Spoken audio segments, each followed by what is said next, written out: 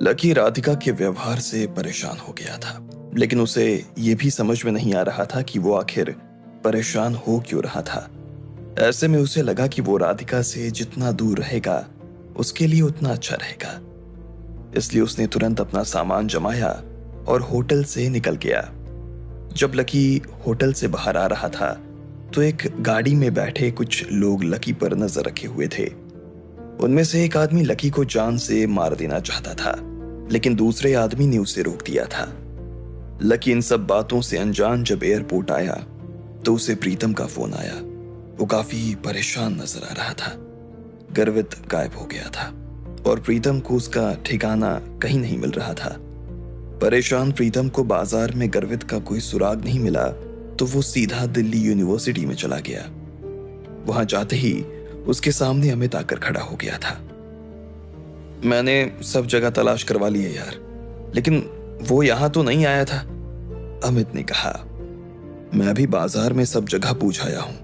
वो जिस जिस दुकान पर जाता था मैं उन सब दुकानों पर जाकर आया हूं, पर किसी को नहीं पता कि वो कहाँ है, प्रीतम ने कहा और अपना सिर पकड़ लिया।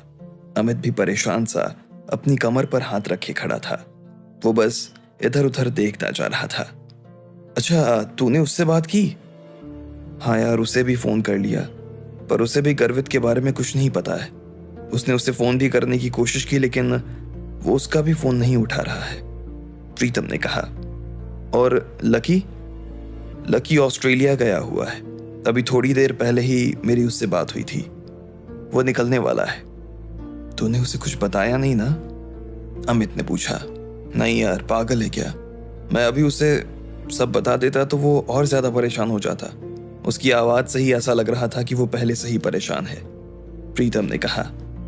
अच्छा किया, उसको आने दे, उसके बाद ही उससे आराम से बात करेंगे, अमित ने भी उसकी बात का समर्थन करते हुए कहा।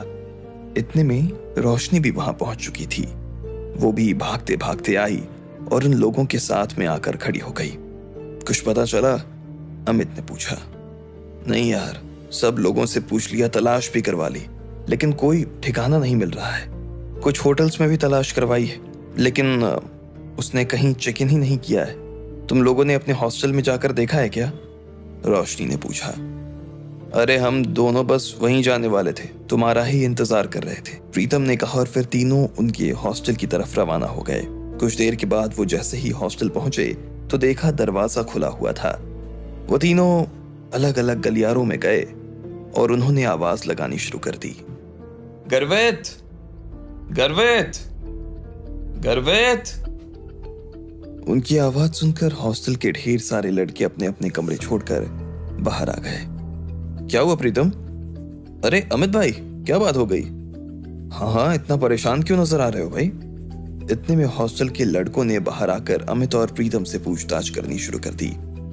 यार, हम गर्वित को ढूंढ रहे हैं। गर्वित को? वो तो आप लोगों के साथ ही था ना? अरे मैंने तो सुना था कि जॉब लग गई। क्या हुआ, उसने जॉब छोड़ दी क्या? हॉस्टल के लड़कों ने फिर से पूछा। नहीं यार, उसने जॉब नहीं छोड़ी है, लेकिन वो कुछ दिनों से कहीं चला गया है। हम सब जगह ढूंढ रहे हैं, लेकिन कहीं उसका पता ही नहीं चल पा रहा है, प्रीतम ने कहा। आप लोगों में से किसी ने उसे देखा क्या? वो यहाँ किसी के रूम पर रात में रुका था क्या, या फिर किसी से उसकी बात हुई थी क्या? अमित ने पूछा।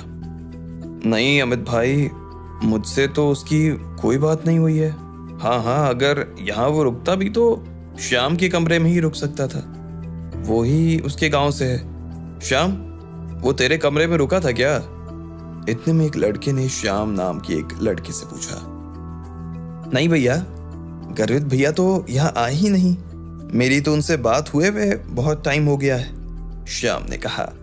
अचानक से प्रीतम को कुछ सूझा और उसने कहा, अच्छा तुम्हारे पास उसके घर का नंबर है क्या? हाँ हाँ, मेरे पास उनके पापा का नंबर है, श्याम ने कहा और प्रीतम को गर्वित के पापा का नंबर लिखवा दिया। हाँ चलो ठीक है, अगर वो यहाँ आए या किसी के भी पास उसका कोई फोन आए तो मुझे या अमृत को फोन कर देना। थोड़ा ध्यान रखना प्लीज। हाँ, प्रीतम ने कहा और वहां से निकल गया। अमित और रोशनी भी उसके पीछे पीछे ही चले आए थे। प्रीतम ने सीधा उसके पापा को फोन मिला दिया। जैसे ही उधर से उसके पापा ने फोन उठाया तो प्रीतम ने कहा, नमस्ते अंकल, मैं प्रीतम बात कर रहा हूँ। गर्वित है क्या? नहीं बेटा, गर्वित तो यहाँ नहीं है। और मैं तो खुद तुम्हें ही फोन करने वाला था। मैं गर्वित को कब से फोन करने की कोशिश कर रहा हूँ, लेकिन उसका नंबर ही बंद आ रहा है। मैंने सोचा कि तुम्हारा नंबर कहीं से निकालूं, लेकिन समझ में ही नहीं आया कि कहां से लूं। कॉलेज फोन किया तो उनके पास भी तुम्हारा नंबर नहीं था। उधर से गर्वित के पापा ने बोला, क्या हुआ अंकल, कुछ अर्जेंट था क्या?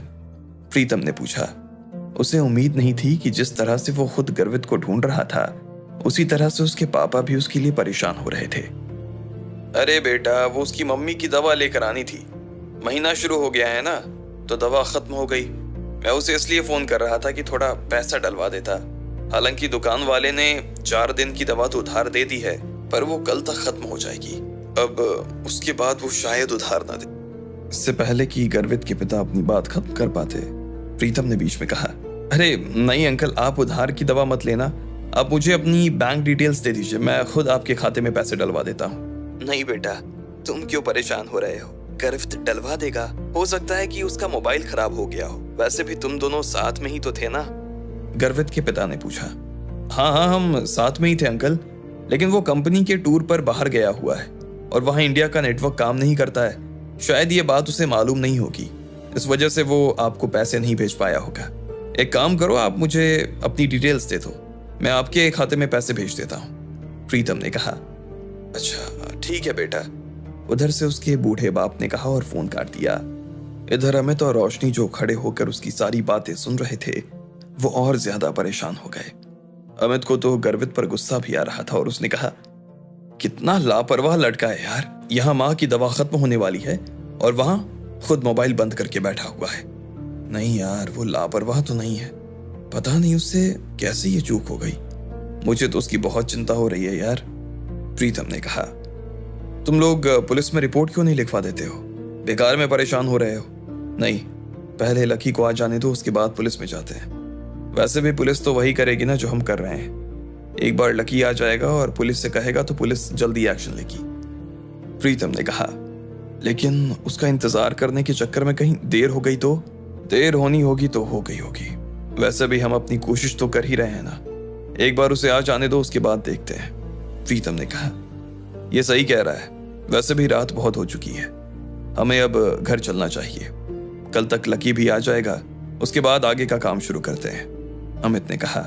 प्रीतम और रोशनी ने हाँ में सिर हिला दिया और तीनों अमित की गाड़ी में बैठकर घर जाने के लिए रवाना हो गए।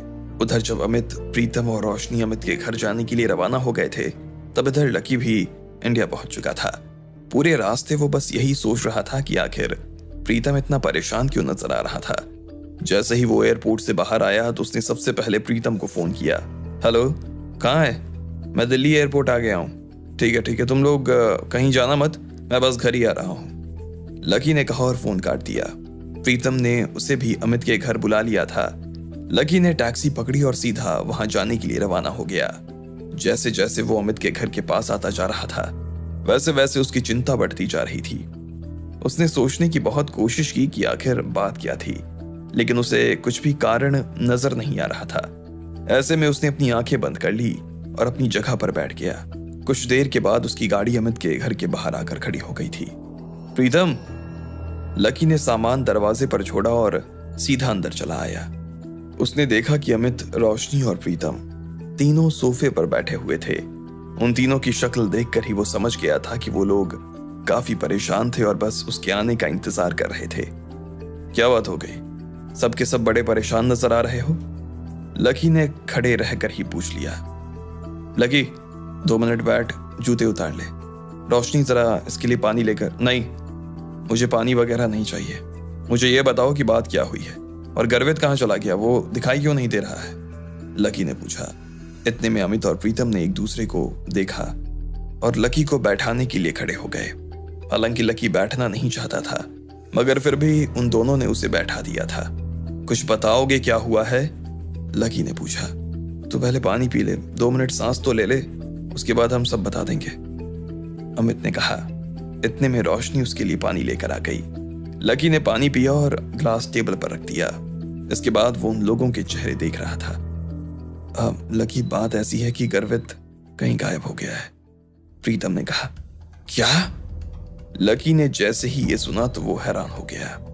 उसे ऐसा लगा जैसे उसने ठीक से सुना ही नहीं कि प्रीतम क्या कह रहा था। हाँ, गर्वित 2 दिन से लापता है, पता नहीं कहाँ चला गया है, अमित ने कहा। गर्वित गायब हो गया? लकी ने फिर से दोहराते हुए पूछा। तो उन दोनों ने हाँ में सिर हिला दिया। हमने उसे ढूंढने की बहुत कोशिश की लकी, लेकिन कहीं नहीं मिला वो। मैं फैक्ट्री का काम छोड़कर दिल्ली आया। यहाँ हमने यूनिवर्सिटी में देखा, होटल में देखा, हॉस्टल में देखा, मार्केट में देखा, लेकिन कहीं उसका पता नहीं चला, अमित ने कहा। हाँ, पर मुझे ये तो बताओ कि बात क्या हुई? ऐसे कैसे अचानक से गायब हो गया? लकी ने पूछा। अमित ने जैसे ही ये सवाल सुना तो वो प्रीतम की तरफ देखने लगा। प्रीतम ने लकी की तरफ देखा और कहा, असल में बात क्या है लकी, ये तो मैं भी नहीं जानता हूँ, लेकिन जब से हम तेरे यहाँ पर काम करने के लिए आए थे उसके बाद से ही वो काफी परेशान रहने लगा था। हालांकि वो किसी को बताता नहीं था, लेकिन शाम को जब हम घर जाते थे ना तो उसका मूड कुछ ठीक नहीं रहता था।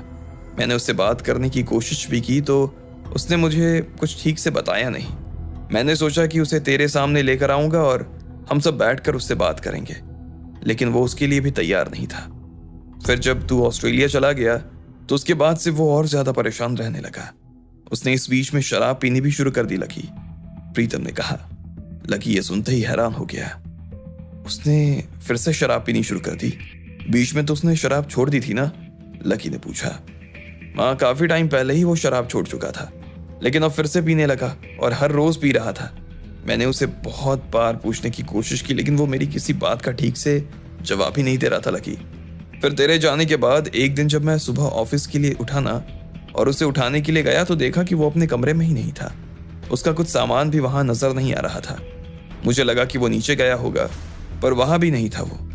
मैंने फिर उससे फोन किया तो भी वो फोन नहीं उठा रहा था और ना ही मेरे फोन का जवाब दे रहा था। मुझे लगा कि कुछ इमरजेंसी हो गई होगी, वापस आ जाएगा, लेकिन रात तक जब वो वापस नहीं आया तो मैं परेशान हो गया। उसके बाद उसका फोन भी बंद आ रहा है। मैंने फैक्ट्री के बाकी लोगों से पूछा, लेकिन किसी को इस बारे में कुछ पता नहीं कि वो कहाँ गया। फिर मैंने अमित को फोन किया और हम सब लोग उसे यहाँ ढूंढने के लिए आ गए। पूरा दिल्ली छान मारा लगी, लेकिन वो कहीं भी मिल नहीं रहा है। उसके घर पर फोन किया, लेकिन उसके घर वालों को भी पता नहीं कि वो कहाँ चला गया। समझ में नहीं आ रहा है कि वो गया कहाँ। हाँ यार लकी, और तुझे तो पता ही है कि वो अपने माँ बाप को लेकर कितना सेंसिटिव था। अपनी जेब में 1 रुपया भले ना बचे, लेकिन वो उनकी किसी ज़रूरत में कभी कमी नहीं आने देता था। पर तुझे पता है उसने इस बार अपनी माँ की दवा तक के लिए पैसे नहीं भिजवाए हैं, अमित ने कहा। ये सुनते ही लकी के होश उड़ गए। उसे समझ में नहीं आ रहा था कि आखिर गर्वित ऐसा कैसे कर सकता था। कहाँ चला गया था वो और क्यों चला गया था? आपको क्या लगता है, क्या होंगे इन सभी सवालों के जवाब? कमेंट बॉक्स में कमेंट करके हमें जरूर बताएं और सभी सवालों के जवाब को जानने के लिए सुनते रहिए इंस्टा मिलियनेयर सिर्फ पॉकेट एफएम पर।